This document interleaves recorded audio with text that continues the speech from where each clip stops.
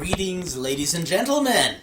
It is Lucha World number 72, the special Stanislavski edition, the method acting edition.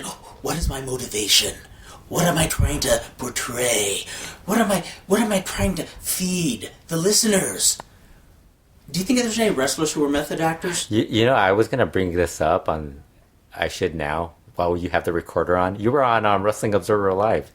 I was last week, yes. I was impressed you remembered the name of this podcast, and you kind of remembered the name of the other podcast. I think I called it the Classico. 605. You called it Classico. Oh, which I don't care. I mean, it doesn't really matter. And you got 605 right, too, right?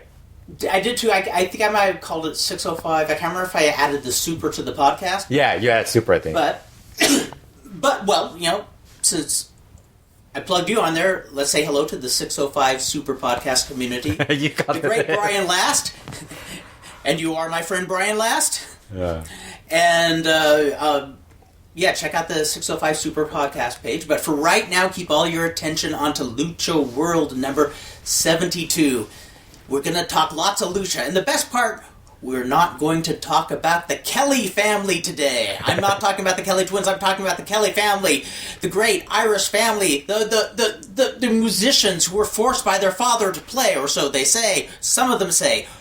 We're not going to talk about them. We're not going to talk about that really great song, Break Free, Baby. I think we could probably talk about the Kelly family while we're talking about everything going on with AAA, because that's as confusing to me as... And I got to be honest, from what I've heard about AAA, I bet you the Kelly family would be more appealing and probably a little more, creative. Yeah, before we get to that, we should probably talk about the recent passing of Chavo Guerrero Sr. He Not passed Junior. away last Saturday. It passed away this last Saturday, age of 68. Was suffering from liver cancer. Apparently didn't have it all that long. And, left behind quite a legacy. A complex but fascinating person. Incredible in-ring performer. Somebody who you could even argue was ahead of his time. Yeah. And we are... Do you think if he would have been around right now, how much better would he have been right now? Because, I mean, back then, lighter weight, it didn't... Especially in the 80s. Yeah, I think more or less mid-80s, probably. If it was mid-80s Chavo, do you think he would have been used a lot better now than back then? That's a good question. Not in WWE. You still think he would have problems in WWE? Yeah, because they want to manufacture their wrestlers the way they see fit, and that was not Chavo in any ways. Probably a Lucha Underground indie type of guy. Yes. TNA, probably. Yeah, I think he would have had Mexico. He would have been a better fit. Yeah. Probably Japan, too, I think he would have been. I think he probably would have what he did in outside of WWE in the 80s. only more credit than he did in that time period. But yeah, you know, as we talked about, everybody kept asking us, hey, you guys got to do a podcast on Chavo Guerrero. And we did. It'll be posted the following week. Lucha Clasica special on Chavo Guerrero. That's going to be the first subscriber-only podcast. For those of you who want to sign up, we were going to do the Villano 3. You'll hear the podcast where we talk about we were going to have it be Villano 3 versus Atlantis and Chavo Guerrero, but we kind of decided to. We did 45 or 50 minutes of Chavo Guerrero, so we were like, we want to devote a lot of time to the Atlantis versus Villano Tercero feud. And it would not have been a good night to do it. Yeah, because I think... been exhausted by the end, and we want to do it thoroughly. And then Kurt saw how many notes I had on the Villano 3 Atlantis. And let me just say, it's probably good. When you decided to not do it this time around and do it afterwards, I think I kind of agreed because I realized, there's a lot more that I remember from that actually had a lot of interesting... and all I saw was a match, and... Because they really built Villano 3 up big time for that match. Yes. I mean, that he came in as it was basically El Toreo versus Arena Mexico, really. Mm-hmm. That was really the last of the big kind of... The last stand of the rival promotion and at one point actually looked like a threat to CMLL. Yeah, because it's kind of like what WWE did with WCW. You take over, you kill it off in a bit. Although this was done a lot better because it pretty much was... They didn't job him out. Yeah, and it was CMLL's top guy beating the top guy, and it was really good. I mean, you forget how good these guys were too at that time. So upcoming will be episode number 3 of Lucha Clasica, Chavo Guerrero Chavo Guerrero, and then edition number 4 will cover Atlantis Viano 3. Yeah, I think hopefully that will be up before it should be up before the Dos Leyendas show. If not, it'll be afterwards. And where do our comrades go to find the... To sign up, LuchaWorld.podbean.com. Can you remember that? You actually downloaded the app, so actually you do remember. Yeah, I should remember off the top of my head. Yes. So you did. You actually were one of the people who downloaded the app. You haven't signed up yet, but you could actually sign up. You don't have to sign up. You already do the podcast. What do you care? you're like. Well, I want other people to check it out. Yes. We don't want to. I like how we're. Ourselves. I was doing the other podcast, the Lucha Talk, and I was talking about how I did Mark Cole's podcast, and I forgot that podcast. Lucha Talk, and then I heard your appearance on Wrestling Observer Live, but you remembered all of them. But I thought, he's going to forget one of the names, at some point. But you did good. Well, thank you. You talked about Argentina on that show. I was like, what's up with you talking about Argentina on that show? You know what? That's an exclusive. Steve Sims, that's right. We're going to have exclusive Argentina coverage in Lucha Clasica. Not in edition 3. No. But we'll bring that back afterwards. Yes. It's going to be a mainstay of Lucha Clasica. We're going to cover either a great angle, a great wrestler, or an interesting non-wrestling character from Titanes and El Ring. The promotion that just rebuilt Argentina wrestling like they never imagined it would in the early 60s all the way till 1988. The reason I mentioned it on Wrestling Observer Live is Steve Sims made some mentions about Argentina, and I wrote Brian just making a few corrections or a few disagreements. What Steve said. Yes, Steve and I will have a hair versus hair match over it soon, I hope, as long as I go over. But Brian just says, well, why don't you come on the show and talk about it some? So so that was really fun. First time I talked to Brian in ages, so... It's been since that time that you did. He was here, right, in Anaheim. Mm-hmm. Yeah. Yeah, because you did shows before that. Right? Yeah, I did. I think this was the first time I was on on Al Versus podcast, and I'd say a good 7 years. Damn, something like that. A long time ago. Last time I saw him was that time when we Anaheim when we went to the UFC. Oh yeah, that's right. That was after that time we went to that convention thing. That's right. Yes, or not the get together. There was a get together at Chili's. And then there was, and then about a year later or something. Yeah. Yeah. A year or two later, I think. Yes. Yeah. So you want to know what's going on south of the border on Lucha Libre? I do want to know what's going on because I've watched very, very little, a little more than last time. But you do read every week Lucha World and Lucha Blog, right? Absolutely. Yes. Okay. Absolutely. I forget it the next day. Yes, you forget it. Yes. I'm using my age as that's my way out. That's my excuse is my age. Now I saw the Carbonario match versus Titan, the Lightning match. I thought they timed it so well, the finish, like practically right before the time ran out. And I just want to say Carbonario, awesome. Yeah. Freaking awesome. That, I don't know if you've already heard me rave about him in past episodes, so I'm just going to say it again. He's awesome.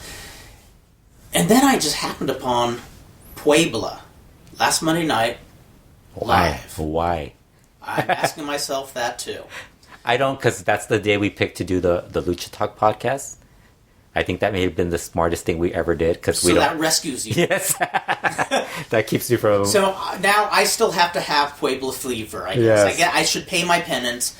No, I saw an absolutely horrendous match with Rush of all people against Diamante Azul, which is not a surprise. Yeah, that's not surprising because they had a really bad match in October last year. Did they really? Yeah, really. Even worse. I'm guessing it was even worse than whatever you watched. Oh, this was odd. Neither of them looked like they were in the arena. Yeah, this one, the one on Tuesday was in October was awful. Like, wow. But I've heard people say that was bad too. This was like it was mostly Rush selling like a heel, and I didn't look like he was all there. Yeah. Diamante Azul never looks like he's all there. He's horrible. And then the 6-man... He's horrible, which will sadly give you...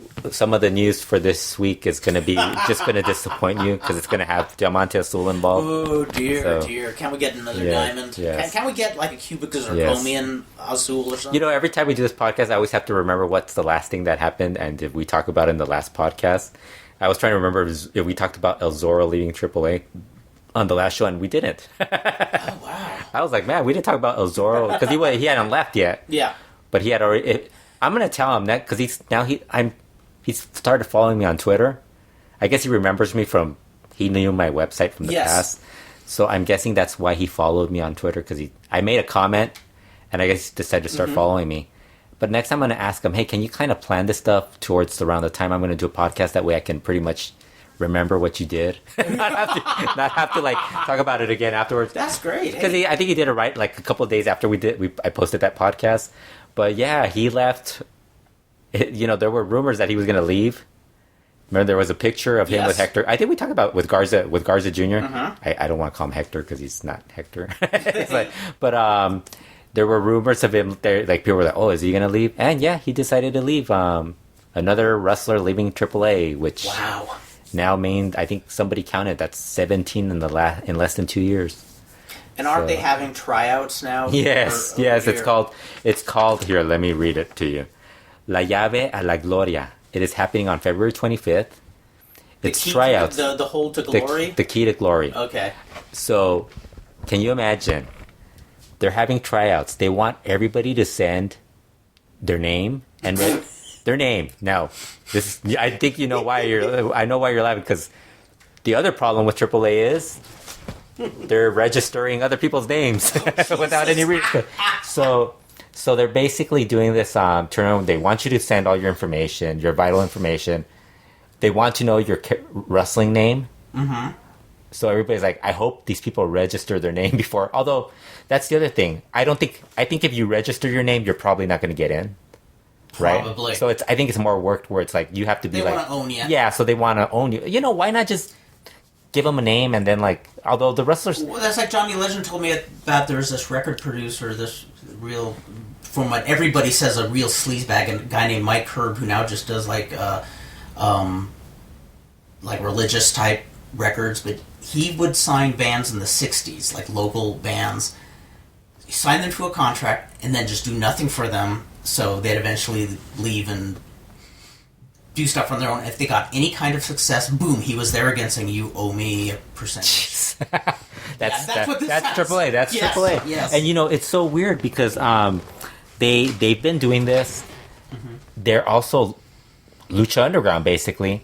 So some of the guys that they're kind of doing this to are guys that are still with Lucha Underground. They talk about how great it is in Lucha Underground, and it's all stuff. And everybody's like, oh, they're still going to be there and all this stuff. But it's like Penta Zero M, and Ray Phoenix. How are these guys going to be able to be in... I mean, and they both said they want to stay in Lucha Underground, but Dorian kind of is the guy who runs that now. Yeah. It's kind of Dorian rolled on. And it's like, what? That's what my assumption has been, is how you be in Lucha Underground without Dorian there to holding a grudge and stuff, so either he's going to be forgiving for the sake of Lucha Underground. And that's the thing a lot of people were talking about, how while Lucha Underground has different people and all this stuff running it, and they'll be involved, and they have Eric Van Wagenen has talked about how he doesn't care what happens over there. Mm-hmm. He just cares about what happens with Lucha Underground, his people in there, and there. He doesn't care about the other stuff, and it's like, yeah, you may not care, but I think you really have to talk to Dorian and tell him, hey, bro, you gotta tone it down, because this, I don't know, and it's not, and it's not just gonna be those guys, because it's gonna filter towards the other guys, where it's gonna be like, yeah, I don't want to be here if these guys are gonna be wanting to own my name and screw me out of bookings, because now that's the other thing that they're doing with Penta and Ray Phoenix. They're not getting bookings because these guys threaten to pull talent off of it, or they threaten to file a lawsuit on them. So it's like, why? It's just a waste of time with them. So that's amazing. Yeah. So with Lucha Underground and Netflix, did you miss the whole mess with that? All I heard was that Netflix might be picking it up. Well, they're supposedly going to be the first 2 seasons, kind of like what other shows. But this whole thing started when Conan on his podcast said that Lucha Underground is in trouble. They're going to get sold. He said, I don't know if they're going to sell the show or the company, but they're going to sell something to Netflix. So everybody took that to saying, hey, look, this is going to happen. They're going to get screwed and all this stuff. Or, Lucha Underground's in trouble. So then Kurt Bauer the next day is like, nothing's happening. Nothing of the sort's happening. Lucha Underground will be on Netflix. Now here's where Kurt Bauer messed up. Uh-oh. Lucha Underground will be on Netflix on February 15th. February 15th. Now, he put the date. Mm-hmm. Wrestling fans are kind of crazy. So what happens? We all start wondering. First of all, a bunch of people started wondering, and they started asking, like Netflix people, what if it was going to happen. Mm-hmm. Netflix wouldn't confirm it. Lucha, El Rey wouldn't confirm it. The El Rey Network, Lucha Underground, all those people. Days of everybody trying to figure out what's going to happen. So then all of a sudden, what was it? Someone from Mexico mentioned they got confirmation from some Netflix PR person in Mexico that it was going to come in sometime in March. So while this is all going on, I'm like, you know what? Let me look at there's so many freaking websites that, they're dedicated to posting schedules. Yes. For Netflix, Amazon, and all this other stuff. So while you go on all these websites, I think I visited about half a dozen of these websites. You go to February 15th, there's no Lucha Underground on there. So nobody really, I kind of, let me ask you, do you care if it's on Netflix or not? You really don't care, right? I really don't care. yes. If I can turn on the TV and turn it to a channel where it's on, but it's like if you don't watch it, you're at this point where you really kind of don't. It doesn't matter. There's other stuff you'll watch. So it's like, and myself, I watched those first 2 seasons. It's not something that's gonna. And people are like, oh, but this is more money for the promotion and stuff like that. Yeah, it's great for them, but it's hard for me to be all supportive when you see these guys that are having a hard time with AAA. Oh yeah. And it's like, fuck that, and the promotion, that money's going to go to Dorian and the Roldan family and the El Rey Network. Hell yeah. It's going to go to the corporation and not to the people ants doing the work. Yeah, the people doing the hard labor in the ring are going to get a pittance. Yeah, so then this is all going on. A bunch of people start talking about how it's not going to happen that day. I think Eric Wagenen mentioned that he knows it's going to happen, but he's like, that date isn't the exact date. He's like, it's going to happen at some point, but he's like, I don't know when. So the the executive producer. So then February 15th came up. It's not on there. Wow. But Dorian Roldan later on announced that it would be in it would be available sometime in March or May. March through May, spring 2017. So I'm already having flashbacks to AAA saying we're coming to Los Angeles. Yes. Yeah.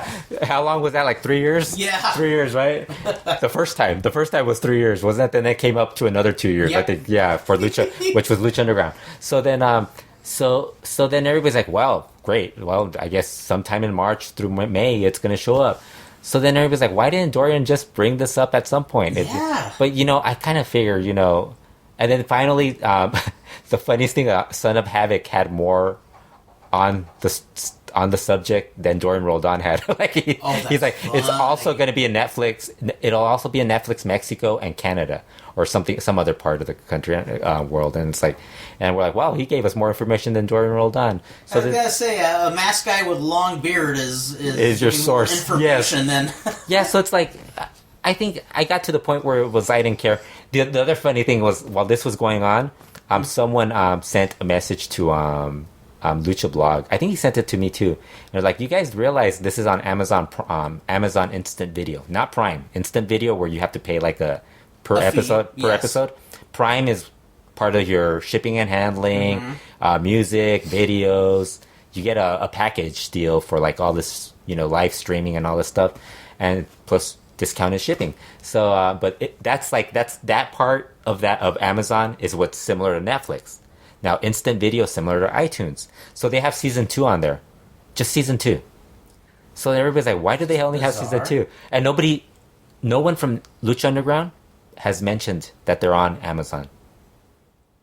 That is so weird. You could make a couple bucks off of that, It's kind of like when CMLL did that. Did you hear about them doing a VOD on YouTube? No, I didn't. For 99 cents, they posted a Sunday show, and it was just some random Sunday show.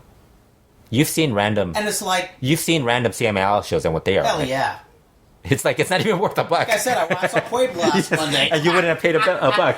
So it's like it's this weird thing in wrestling where it's like, especially in Lucha Libre, where it just has like, I think they attract people who are just as lazy at doing their job than that the promotion itself. Yeah, is. exactly, and I remember that from day one. Ever since I got involved hanging around wrestling promotions, how there for every promoter who's like hitting the city streets trying to put up flyers and signs and trying to let everybody know, there's 100 promoters who just think that we're going to promote wrestling and people will know it's there and magically get to the arena. And how many shows have we gone to where the guys are like upset that people didn't show up? Yes. And we're like, guys, you do realize just like mentioning it in one spot doesn't mean they're going to show up. Yeah, Facebook isn't going to sell yes. You can't just use your Facebook or Twitter, or Instagram or whatever you're going to use. You got to go get the word out, It's like it's not that easy. But it's like, or it's not that, it's hard work. Yeah. But it's like, if you're going to want to make money, you have to work for it, You have to work hard. It's not just having a fantasy card. It's like if you're going to promote Johnny Mundo and nobody knows he's there, they're not going to go see him. Yeah. I just cracked up at that whole thing that was going on. It's weird because with AAA, somebody made a joke about how they're like, I was like, I can't believe you would think they would do this, and they're like, well, you do realize they're spending more time registering names.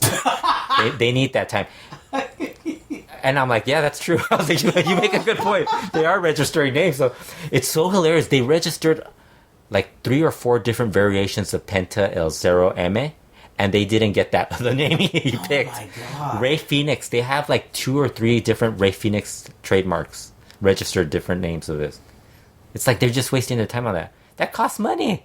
That costs money in the U.S. It's a wild goose chase. It's like they're running in circles, not realizing that their buildings might be empty pretty soon. And they're still drawing. That's the other thing. They're drawing, but it's like they're drawing because it's AAA.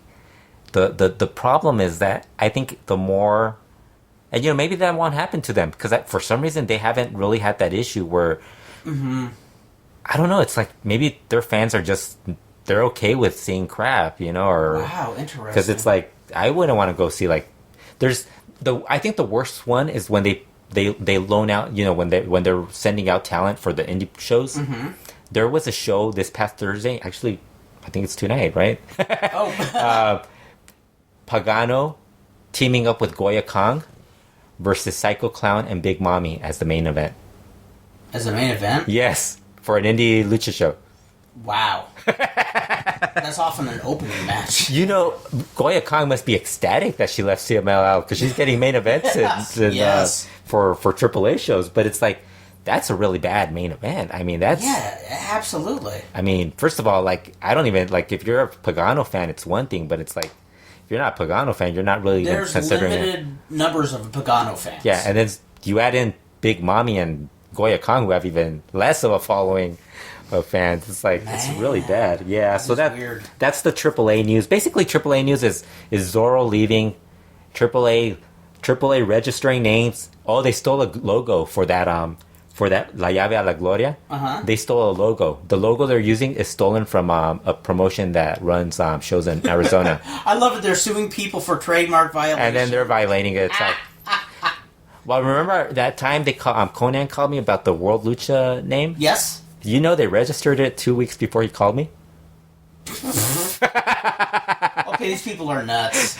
I saw it. I was looking at it. I was like, Conan called me like a week or two later because it wasn't mid-February, January. If they put their energy just into promoting shows, can you imagine how much more they would draw if they weren't spending all this silly time?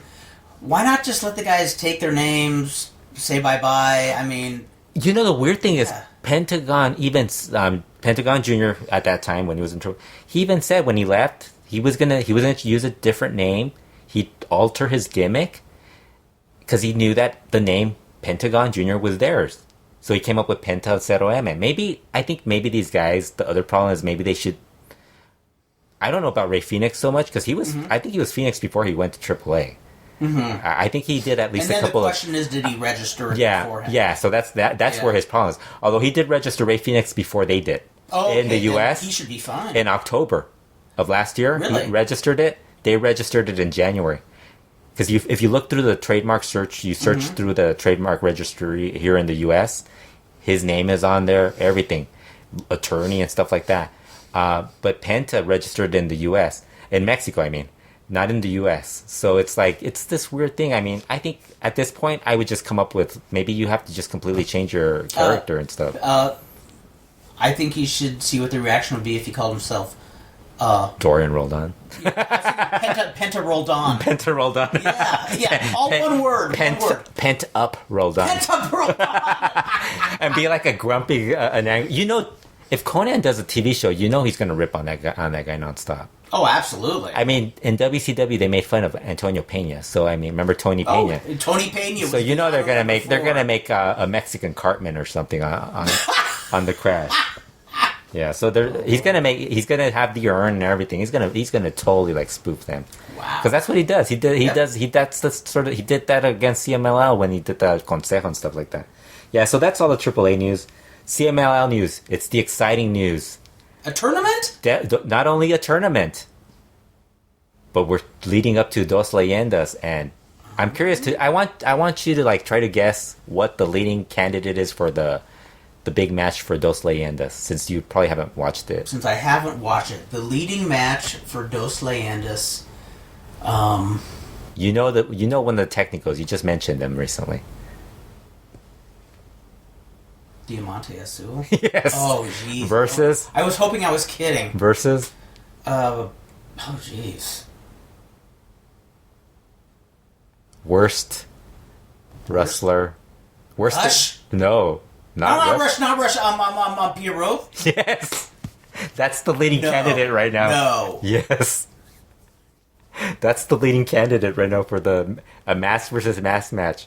Everybody's hoping. But hey, there's a bright side to this thing. Uh-huh. Our hero, Volador Jr., has made a suggestion based off the tournament. They're doing the Torneo Increíbles tournament. Yes. One of the worst tournaments. Yes, those are terrible. It's just... Oh, this last Friday, they had the really good match. The only match I do recommend, there's probably a 5-minute match that's Carbonario and Volador Jr., who are the team, against Reiko Meta and Puma.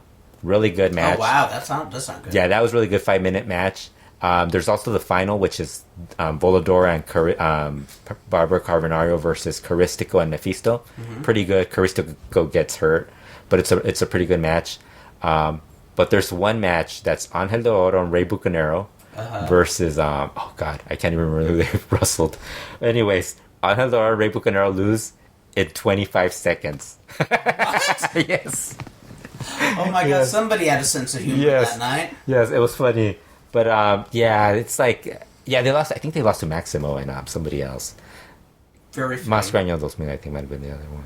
I'm trying to remember. Because this tournament was so bad. It's like, but so after the match, after Volador Jr. and Carbonaro won, this is Block A. There's Block B is this Friday. We're recording this on Thursday. It'll be on this Friday. We should just predict who the winners are. Ultimo Guerrero versus Valiente winning. like let's just there you go. Let's just go with I'm up for it. Yeah. So after the Block A ended, Volador Jr. and Barbara Carbonario were interviewed. They did the post-match press interview. And Volador Jr. came up with this great idea. If they win the tournament, why don't Volador Jr. and Barbara Carbonario have a hair match at Dos Leyendas? Yes. That's your main event. That would be a main event. Now that's a main event. That's something I would pay for. Yes. So Carbonario agreed. But then he said he doesn't think he's ready. He's prepared enough for Dos Leyendas. Volador Jr. told him, "No, you're fine. We could do it that day." I think Volador Jr. probably saw that they're. I'm guessing somebody must have told Volador Jr. that maybe they're thinking of doing Pierroth versus Diamante Azul. So he's like, says anything but. Yes, he's like, we can't do this to the fans. We could actually draw a crowd if we did this right. Yes, it's. I mean, that's scary that could be the main event. Wow. Yeah. That's what you've been missing, Pierroth and Diamante Azul. And like I was saying, remember we've had 2 weeks of this podcast where we've argued about Ingobernables. Mm-hmm. Well, I'm still pretty much gonna say I'd rather not see the Ingobernables matches. No, I wouldn't. I mean, to be honest, I know it's not. If it's Pierroth is on it. Yeah. I dig Mascara being Rush's sidekick. As a tag team, exactly. Yes. As a singles, take him or leave him. He doesn't bug me, but... That's what we were talking off air on the other podcast. We were talking about how we could... I mean, there's so many good tag teams in CMLL if you think about it. If you just, like, dumped that one guy off the team... Yeah. It'd be so much better. It would be so much better. They need to do, a tag division. I mean, and like I said, I like Mascara. He's not somebody I think should be on top. He's a good sidekick. But if he left, Rush would still be Rush. Yeah. I mean... Yeah, because Rush teams up with Pierroth, and he's still Rush. But it's like...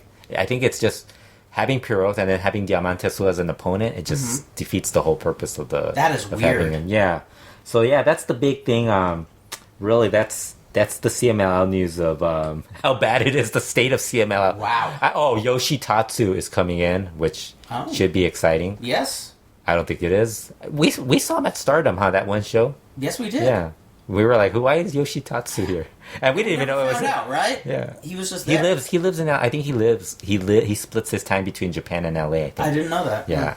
Because I was like, it was just weird to see him there. But, yeah, that's the CML news. It's very scary what they could do at that Dos Leyendas. Absolutely. Let's just hope it doesn't spill over into summer and then into September when. Well, that's the bad. Oh, and that's the bad thing.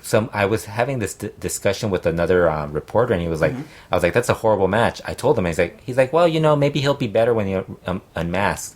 And I'm like, "Have you been watching him wrestle? No, unmasked, masked." I was. A fan asked me. Well, maybe a fan commented, and he's like, "Maybe he'll be better without his mask." And I'm like, "Now you're talking Pierroth or Diamante?" Pierroth. And I'm like, "We've seen it. He's been around before." Yes, he was just as bad without a mask. So it's like he was with the other Pierroth. Remember when he was Poder Boricua and then he unmasked or something? It was like some horrible shit. Yeah, so that's the CML news. They've been getting a lot more cozy with Lucha Memes, that indie group. Yes. So they're actually doing still my favorite name of a promotion in this day and age. Yeah. Lucha So Memes. So their main event is Black Terry for the next show, which is coming up on Sunday. Is Black Terry and Negro Navarro defending the Arena Coliseo tag team titles against the guys that you don't remember from the previous podcast. Sanson. Junior Dinamitas. Oh, cool. The Sanson and Cuatrero. I would like to see that. Yeah, actually. So that should be actually really good. That show, they're going to put up the top 2 matches available for VOD for I think it's $2.95 or something like that. At $3. But you have to search for it, right? No, you go on Mas Lucha. Okay. Lucha, they have it. Mas Lucha has everything on their site. Cool. On their YouTube channel. You go on their YouTube channel, you'll not only will you see the VODs that they have available, they're putting, I think the last one's still available. This one will be available whenever they post it. But you'll find a lot of shows, a lot of clips, a lot of interviews, a lot of good stuff. The other news from this past week: tournaments. We love tournaments. Only this one's from England. What Culture Pro Wrestling is holding a tournament. I think it's called the 2017 World Cup or something, or some name, and 64 wrestlers, 8 different regions or something that they're having like represented, like a US region, a UK, kind of like they used to do in Germany years ago. Yeah, it's something. I guess they must have. Well, they have a Mexico region. Do you want to know the participants for this? The 8 that they selected. The way you say that, I'm kind of hesitant. Yes. Well, I'm gonna read you the names. You're probably gonna figure out. once you figure out who these guys are, you kind of start wondering, okay, maybe they can pull it off. At first, because when I first saw it, I thought, because the guy linked to their the promotion YouTube channel. Yes. And the promotion YouTube channel only had like 100,000 followers, so I was like, how are they gonna afford all these guys? Because 64 guys, you're gonna have to pay, you know. So and fly in the guys who don't live in the United Kingdom. Pretty hefty, unless they have one hell of a sponsor. Yeah. So their main channel, the What Culture Wrestling channel, has over 1 million subscribers on YouTube. So they must be making some good money off of. That's impressive. Yeah. Yeah, because they talk about WWE, so that's like it's not like us making the poor choice of talking about Lucha Libre, you know. So here's the 8 guys that they have announced: Alberto El Patron, okay, Rey Mysterio Jr., that's cool. Caristico. That could be okay or not okay too. I think you're especially. I want to be there when Alberto and Caristico are in the same dressing room. No guns, guys. Yes. No guns. Yes. Penta Zero M. Excellent. Ray Phoenix. Yes. Hijo de Dos Caras. Haven't seen him. You haven't seen him? He's not very good. But, no. Okay. I've seen him. He's Alberto. I just want to make sure I'm not confusing him with somebody else. Yeah, he's Alberto's brother. So yeah. Drago from AAA. Oh yes. And El Ligero. El Ligero is a UK wrestler who does a luchador gimmick. Oh, okay. One I'm not familiar. Yeah, so they're with saving money on that. Yes. Although he's pretty good. I've seen him. He's pretty good. Cool. But here's the issue. You brought up the first issue, Caristico and Alberto. But now you have the issue of Penta, Ray Phoenix, and Drago. Now the problem here is Penta and Ray Phoenix, that automatically is going to have AAA threatening these guys not to use them, right?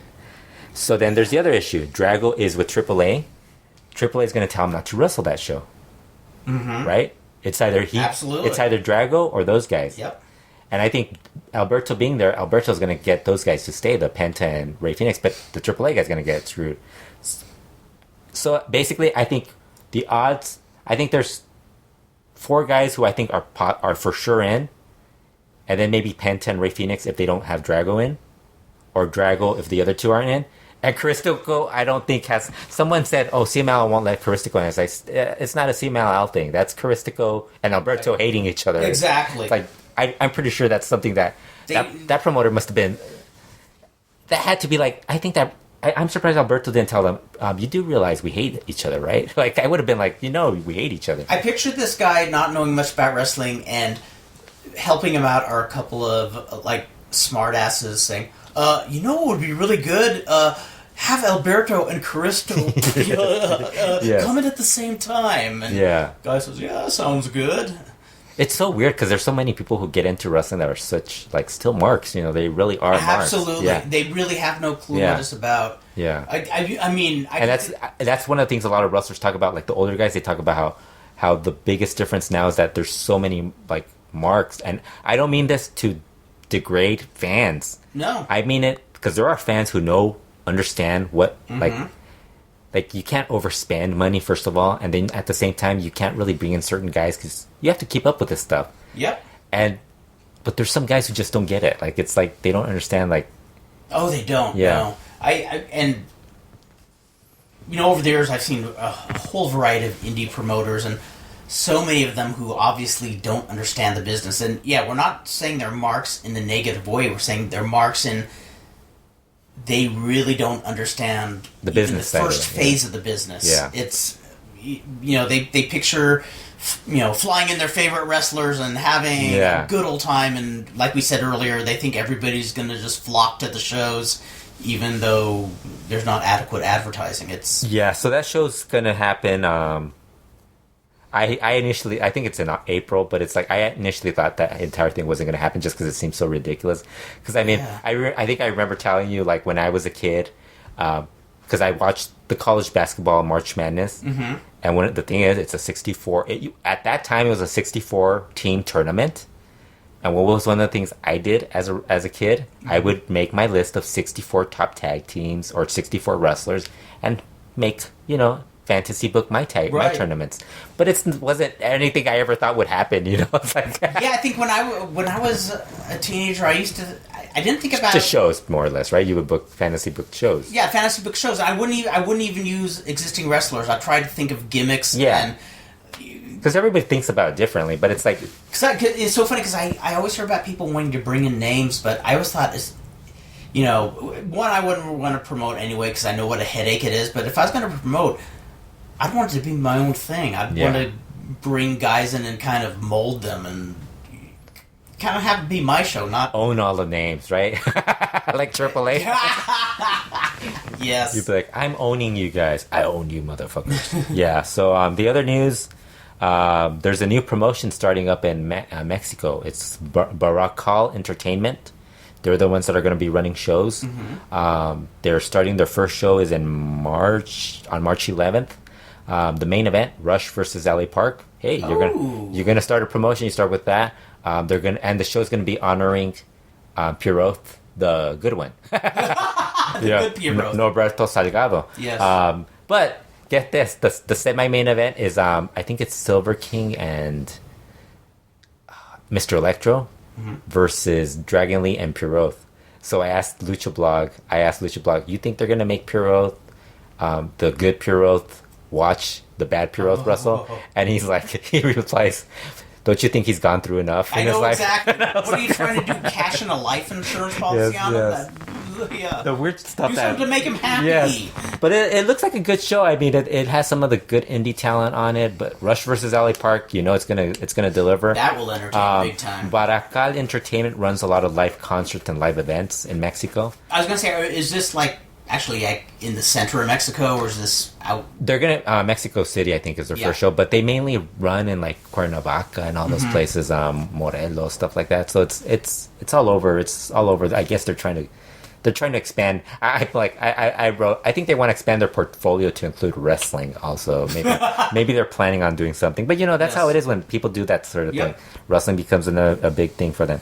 The other big news, this one's going to entertain you because as many of our listeners know, Kurt Brown is also a professional wrestler. Was a professional wrestler. Yes. Are you retired or semi-retired? Semi-retired. Never say never. Yeah. Because when you say I retired, someone will call you. Somebody calls and says, hey, we really could use you. Yeah. So and one of the things, not only is Kurt a professional wrestler, but he's also well known for his hardcore wrestling. In Mexico this past week, actually it was this past weekend, Sangre Chicana Jr. Was in Lucha Extrema in Coahuila, in Saltillo, Coahuila, and they decided to come up with the idea of having a table, light it on fire. They used gasoline to light it on fire. This guy got thrown through the table and suffered second and third degree burns. Yep. It was pretty bad. It was bad enough where it became a big deal. They interviewed Mas Lucha interviewed his sister La Hiedra. I think the best part of this was we found out more about Sangre Chicana Sr. having a ton of kids with multiple women and all this stuff. Yes, well, I'll tell you right now, but we'll talk about this. So they asked her how her brother was doing after this accident and how she found out. And she found out through her mom because she was in Aguascalientes wrestling for AAA, and she's like, yeah, we were all worried and everything, and he's doing okay. He said it hurts. And, oh my God! And she was talking about how he had never been in he's not a luchador. He's not an extreme luchador. That's not his style. Right. So she's like, and she thinks that's probably why it happened because he's not used to that sort of thing. So I guess, I mean, don't get me wrong. If you're not used to it, don't you in your back of your head say, I could do the chairs and maybe the bats and stuff and tables. But maybe fire isn't. Yeah, don't light me up. Yeah, I don't think I'll do fire on my first Lucha Extrema adventure. So see, I want to counter this whole hardcore movement with softcore. Softcore. I want to have a softcore match where you're going to have this big burly guy, with of course, a big burly guy wearing a t-shirt, of course. Yes.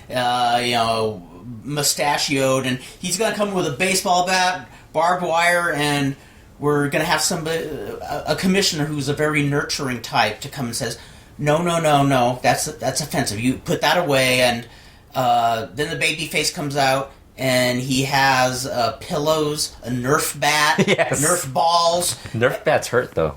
So do Nerf balls. Yeah, in fact... the Nerf football does hurt when you throw it hard enough.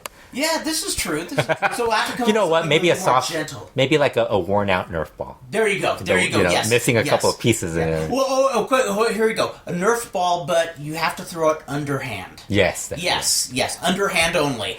And instead of through a bed, a fire, a table filled with fire, maybe a table with flowers. Flowers. Yeah, there you go. You know, something soft. And at some point of the match, the feathers. The big guy saying, "You think you can hurt me with the Nerf bat?" And then have the guy cram it down the heel's, into the heel's mouth, and he just like kind of okay, this is getting even more violent than the.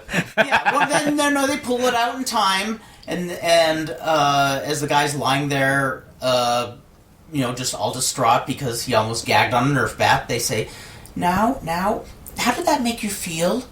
Were your feelings hurt?" Yeah, but and if his feelings are hurt, then the other guy wins the match because it's not about harming the person physically; it's about emotional dilapidation. So basically, the reaction to this so far has been Juarez, where there's been some death matches and stuff like that.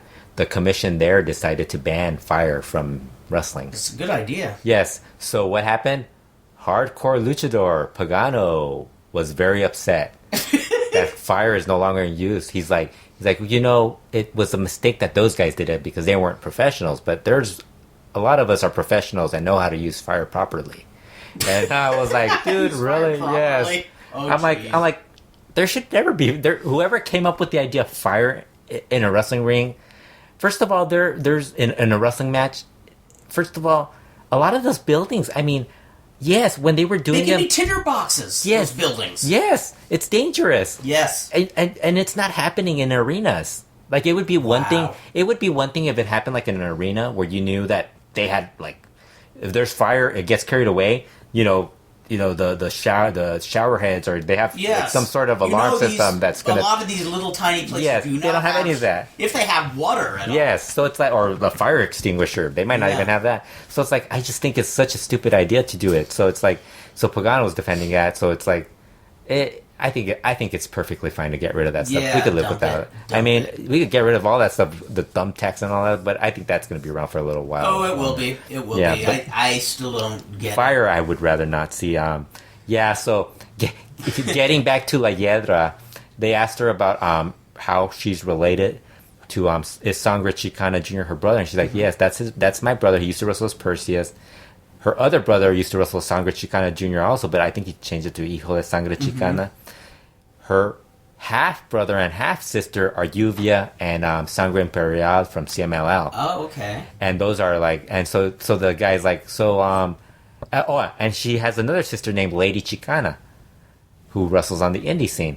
That's a cool name. So there's about 6. I think there might be another one. I think there's 7 or 8. There might be 7 or 8. So then they were like joking. They're like, man, there's a lot of relatives. She's like, yeah, my dad's... There's a lot. And I'm like, man, my response was, man, Sangre Chicana sure got around back then. I was going to say, well, like, you're the one who turned me on to watching his 80s matches, and man, that guy just oozed charisma, man. Yeah, so then the guy, after he ends the call, he's like, one of the hosts from that podcast, he's like, one thing I will say, Sangre Chicana's daughters are very beautiful, but his sons sure are ugly. And I just started laughing. That was great. Yeah, so that was one of those fun shows.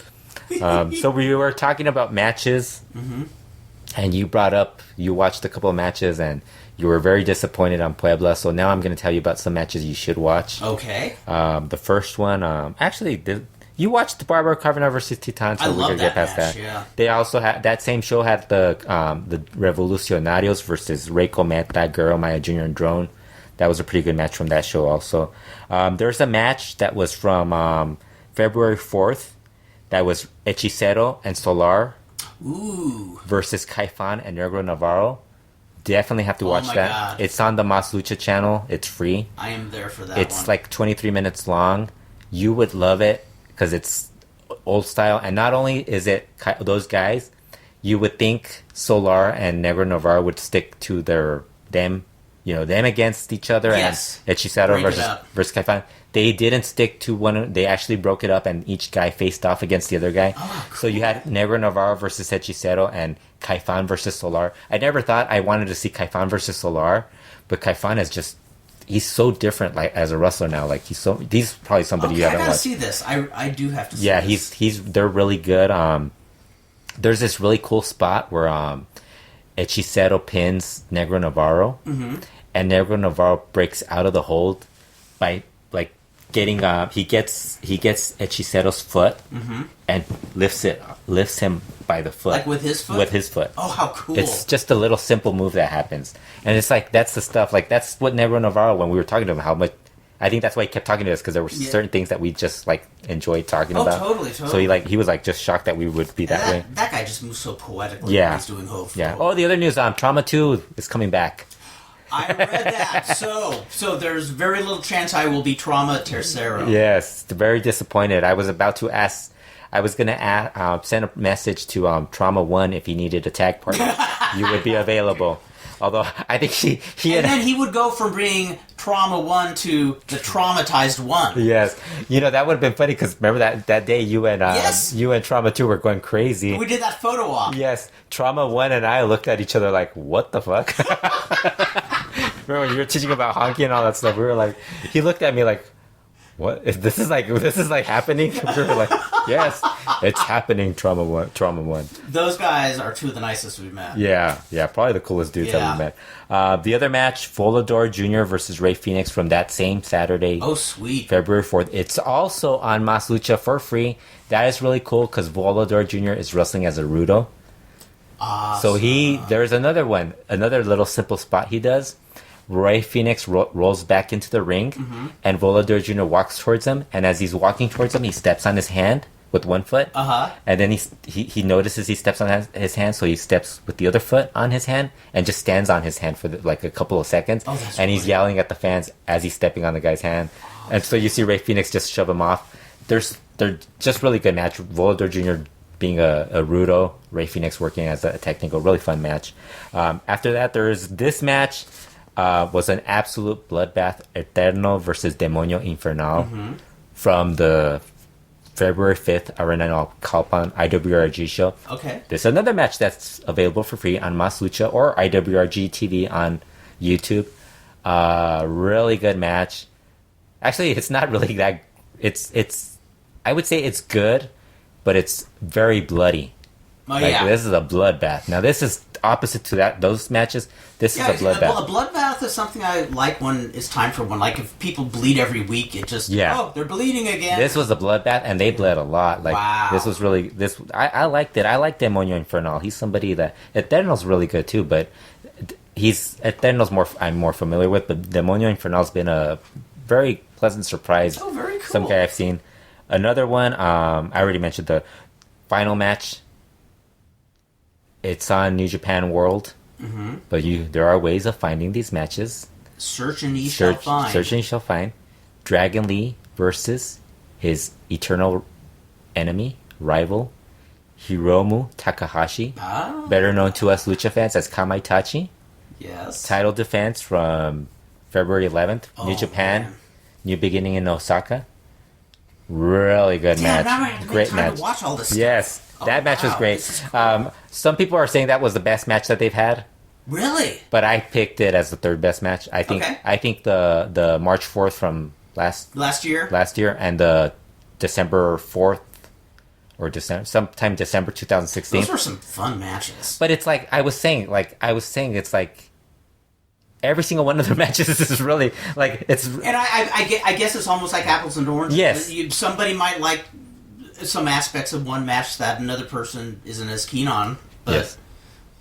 I don't think they've ever disappointed. Yeah, because I think when Meltzer was talking about this, he said he liked it because it had they were doing a lot, like they were doing a little more in this match than I don't remember what he was saying exactly, but I the one thing I will say, like those two matches I mentioned ahead of it, the Mexican crowd was way hotter for those matches than the Japanese crowd could ever be.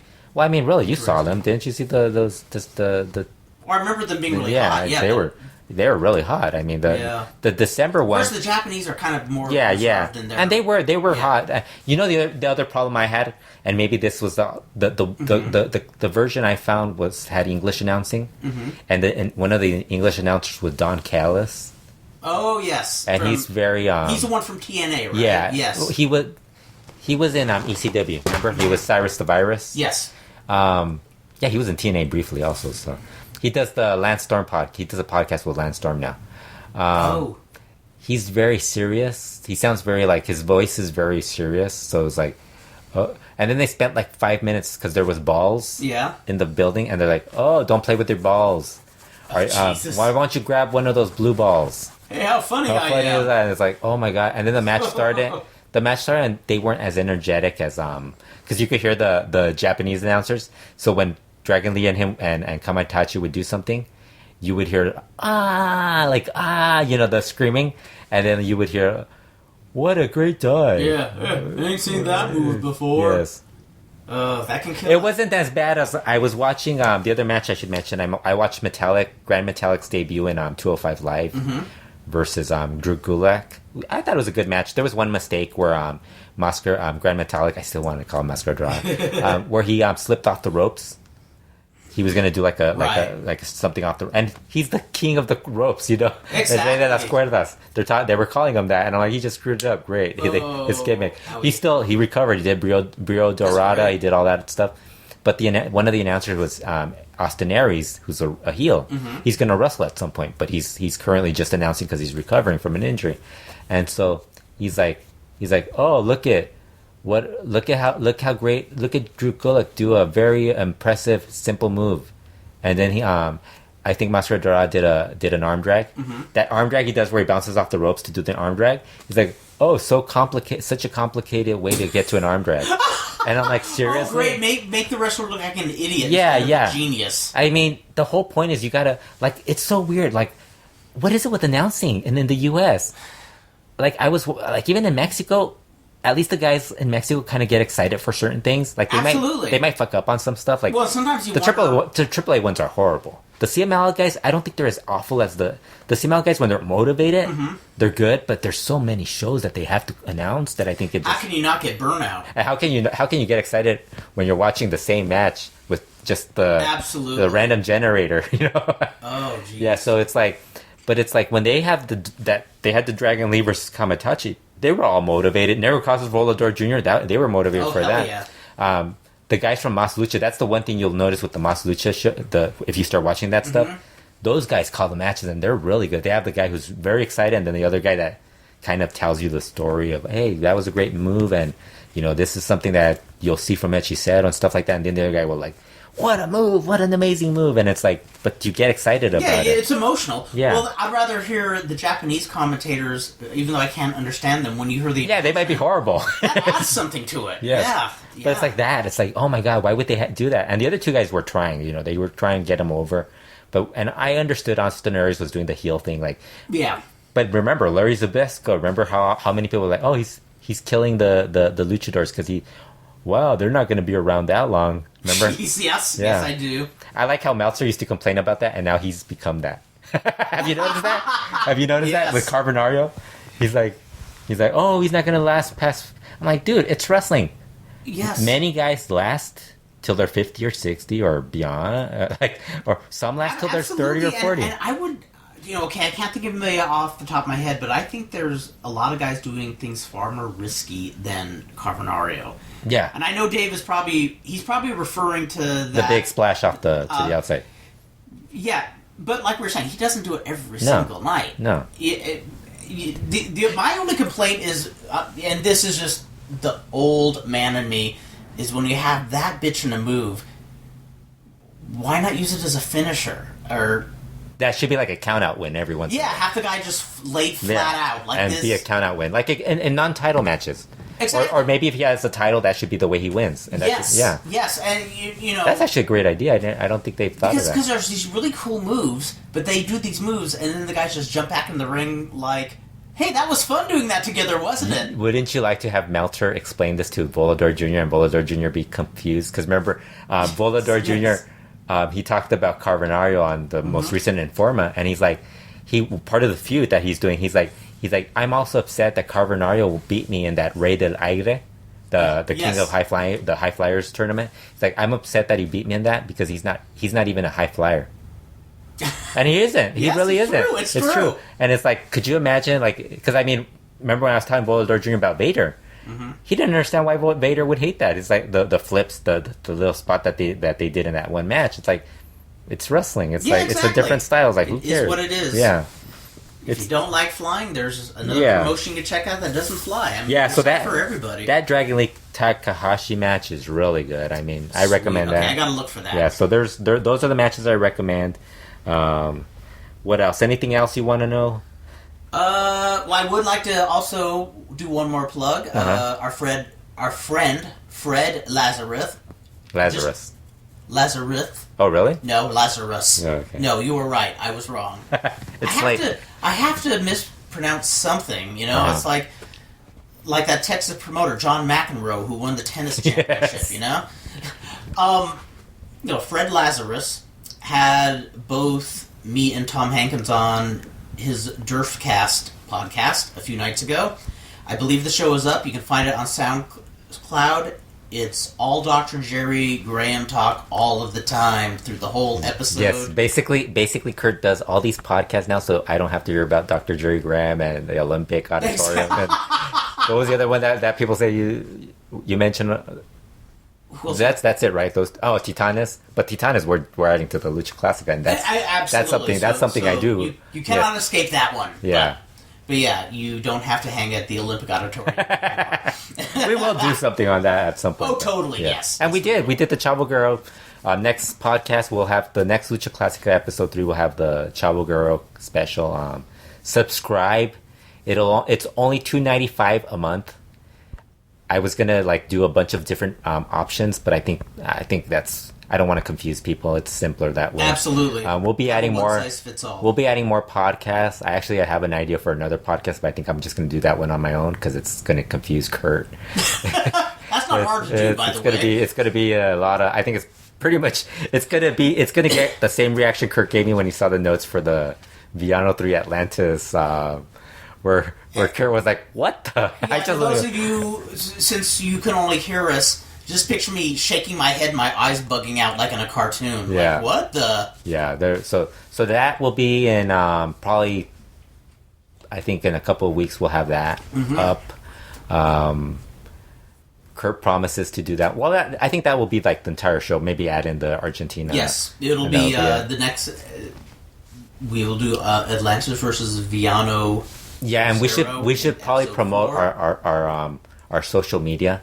Because we never do that, and since you're here, I don't think you did it the last time. I didn't. I did it when I did an intro. I actually did an intro to the last podcast, LuchaWorld Podcast, because we had that little snafu of you forgetting. Absolutely. And yes. and then there was a bunch of news that happened afterwards. I think some of the stuff that I might have said here might have been that show too. But no, actually, my amnesia.